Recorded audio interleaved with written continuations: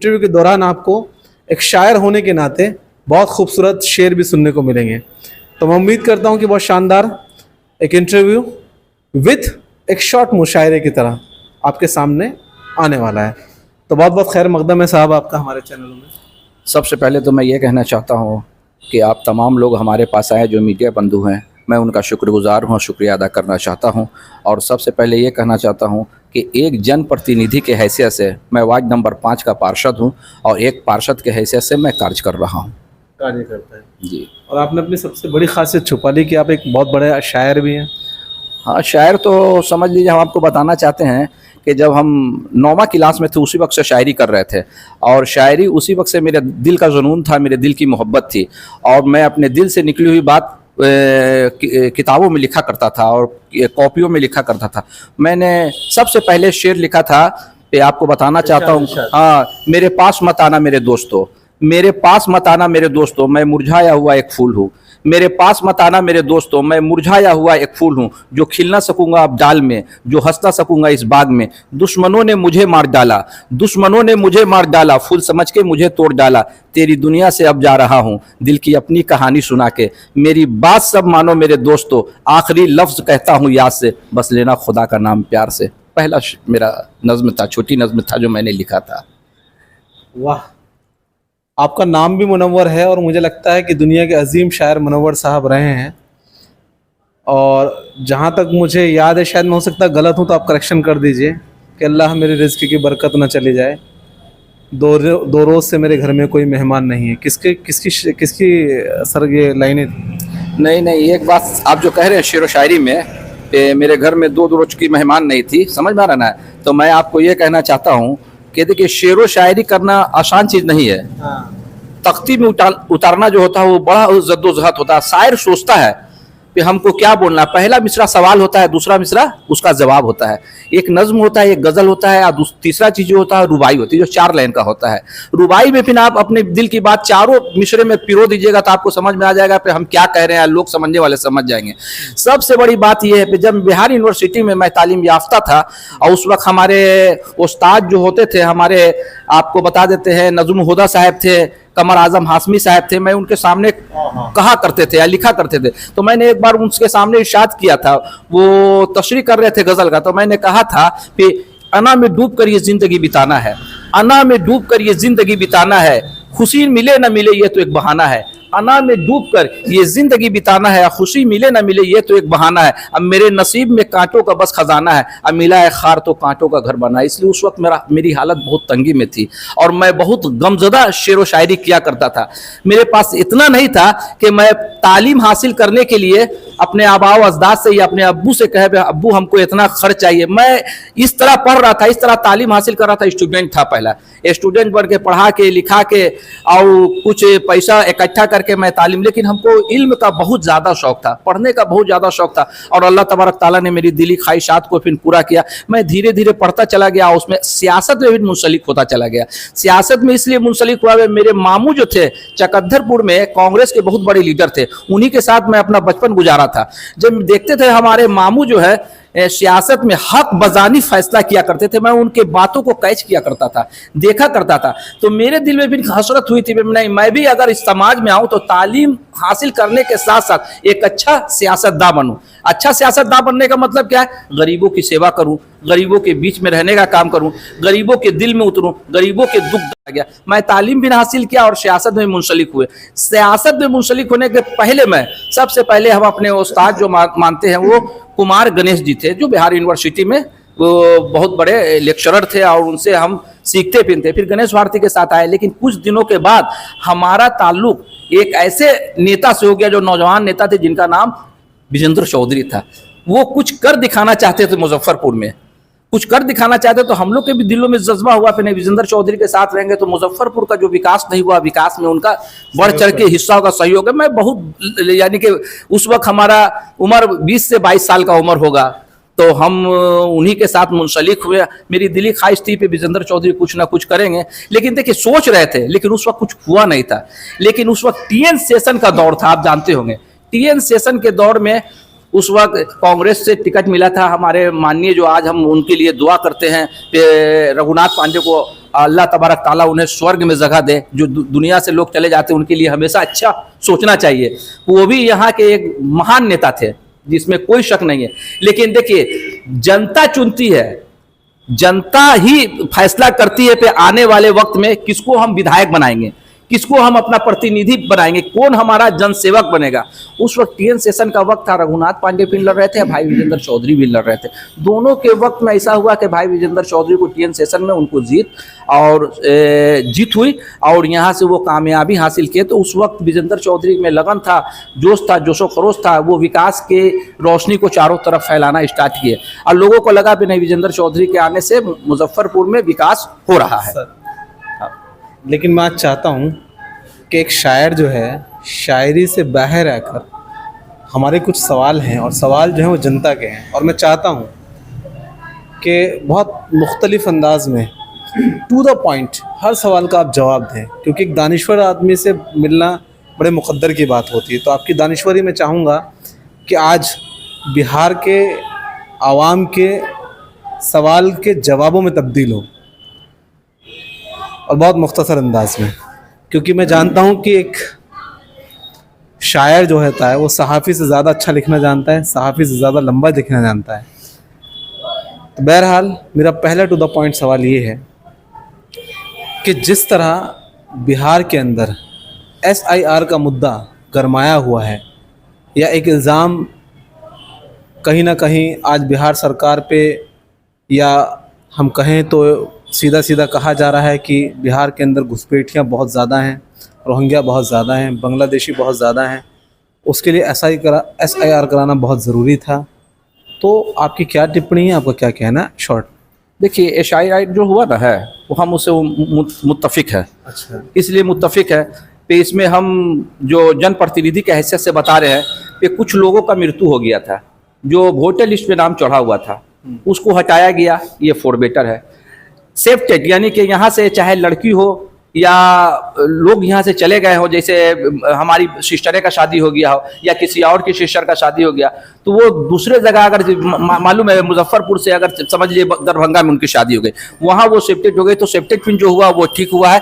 Voter list में एक ही जगह नाम होना चाहिए मेरे हिसाब से, मेरी सोच है। तो मत का अधिकार एक है, चाहे मेहतर हो या मेहतरानी हो या राजा हो या प्रजा हो, सबको एक अधिकार मिलना चाहिए। सर जी, हम एक एक सवाल लेते हैं, एक एक जवाब, क्योंकि सवाल बहुत सारे हैं मेरे पास। लेकिन यहाँ पर सवाल पैदा ये होता है कि क्या आप इस पर, ये प्रक्रिया बिल्कुल जेन्युइन है, संवैधानिक है, इससे कोई गुरेज नहीं है, लेकिन इस संवैधानिक प्रक्रिया की आड़ में जो जिंदा लोगों को कागज़ों में मारा जा रहा है उसका क्या? क्योंकि 2003 में जब ये प्रक्रिया हुई थी तो लगभग 2.5 साल का समय था। क्या अभी आपको 2.5 साल का समय मिला है? क्या ये सब चीज़ें तरीके से हो रही हैं, संवैधानिक तरीके से हो रही हैं? नहीं, देखिए एक बात कहना चाहता है, मैं ब्यूरो लोग फिर जो आई बहुत परेशान रही है। इसलिए परेशान रही है कि इसमें वक्त का जो तकाजा था और वक्त जो कम मिला है उससे लोग बहुत परेशान हुए।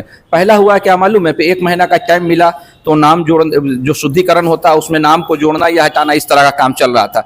उसमें लोग को परेशानी हो रही थी, ब्यूरो भी परेशान हो रहे थे, कम से कम टाइम मिलना चाहिए था।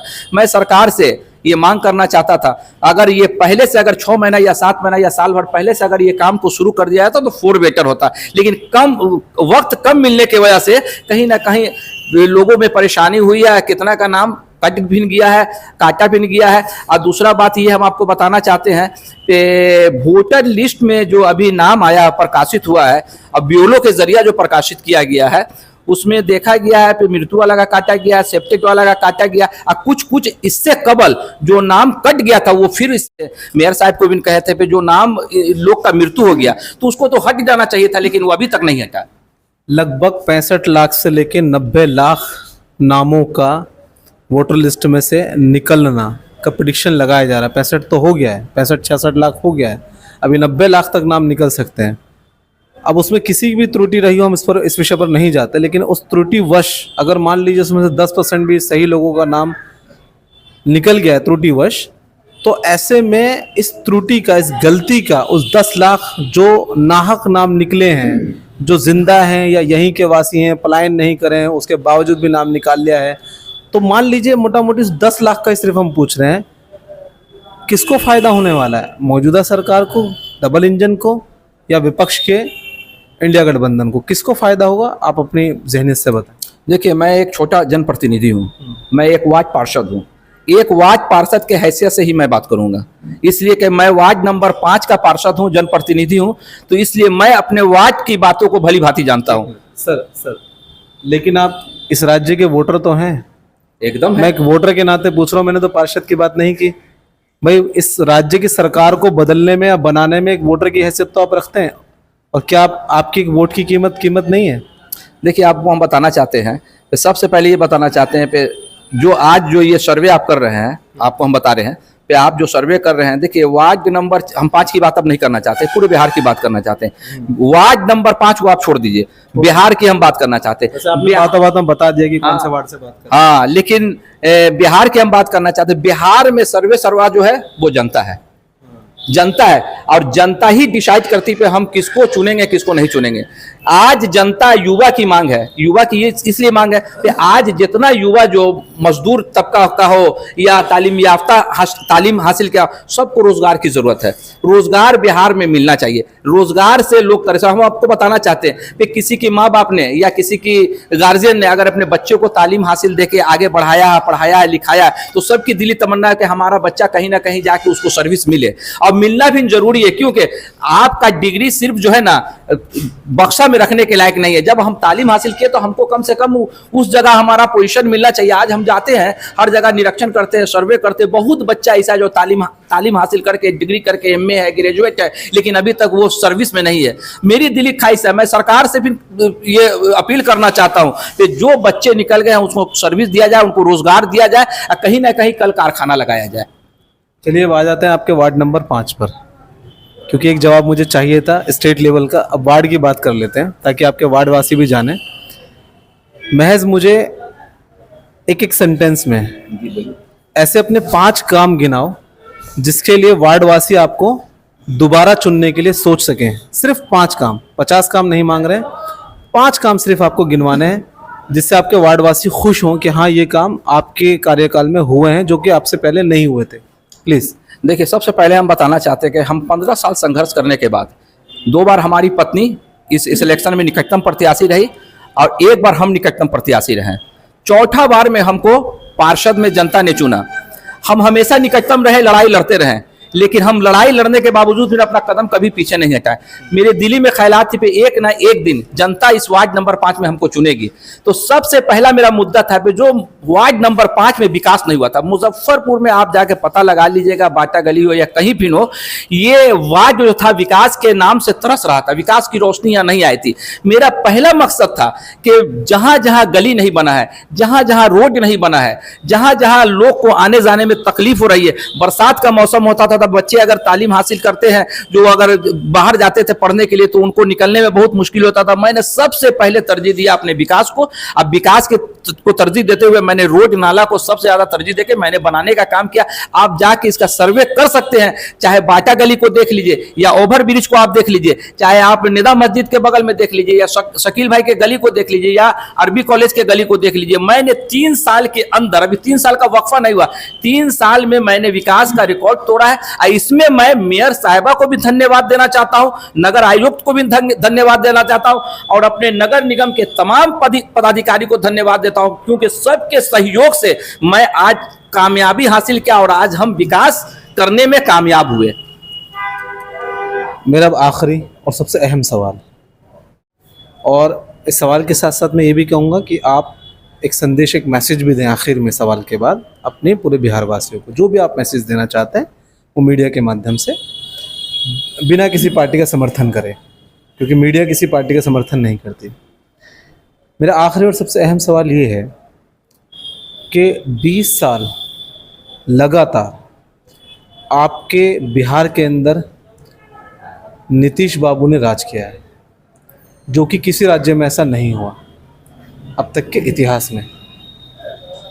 और एक जगह अगर रोटी भी तवे पे रहती है, उसको नहीं पलटा जाए तो वो भी किसी काम की नहीं रहती, जल जाती है, ख़राब हो जाती है। अब ऐसे में ये तमाम जो ओवरऑल चीज़ें चल रही हैं, चाहे उसमें प्रधानमंत्री श्री नरेंद्र मोदी जी की माता जी के को लेकर अभद्र शब्दों का इस्तेमाल हो, जो मीडिया में बहुत पोलराइज्ड कर रहा है, या वोट छोड़ गद्दी छोड़ जैसा विपक्ष के नारे हों जो पोलराइज कर रहा है, तो क्या पोलराइजेशन बिहार के अंदर सक्सेस होगा, या बिहार के वोटर्स इतने बुद्धिजीवी हो चुके हैं कि वो जातियों में नहीं बटेंगे, समीकरणों में नहीं बटेंगे और विकास की तरफ अग्रसर होके चुनेंगे?